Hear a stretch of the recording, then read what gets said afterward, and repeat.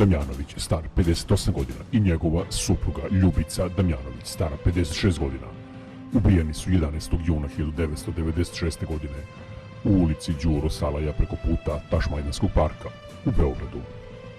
Ubica ili ubice pozvonili su na stan Damjanovića. Kada je Ljubica otvorila, ugurali su je u stan. Napadači su je mučili da prizna gdje krije novac. Kada su je ubili, počeli su da patruje po stanu. Bogdan, koji se vraćao iz prodavnice, ušao je u stan, ne sluteći šta ga čeka. On je prvo napadnut u samom ulazu u stan, a kasnije su ga ubili u sobi. Žrtvama su nanete povrede tupim i oštrim predmetom, a u njih je pucano iz vatrenog oružja.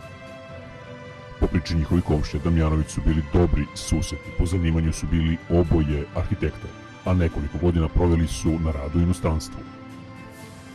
Što je zločincima bio moguć povod za napad, jer su pretpostavljali da Damjanovići imaju novca.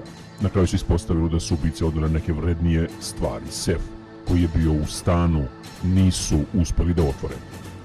Očigledno da su Damjanovići bili tipovani od nekog koga su oni verovatno poznavali. Brutalnost i hladnokrvnost kojim je izvršen masakr skreće priču ka ljudima koji su već imali iskustva u ubijanju.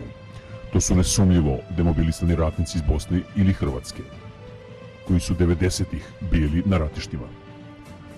Ovo je samo jedan od mnogo slučajeva ubistava penzionera 90-ih, a bilo ih je mnogo. Dešavalo se da samo u jednoj nedelji u Beogradu bude ubijeno nekoliko penzionera.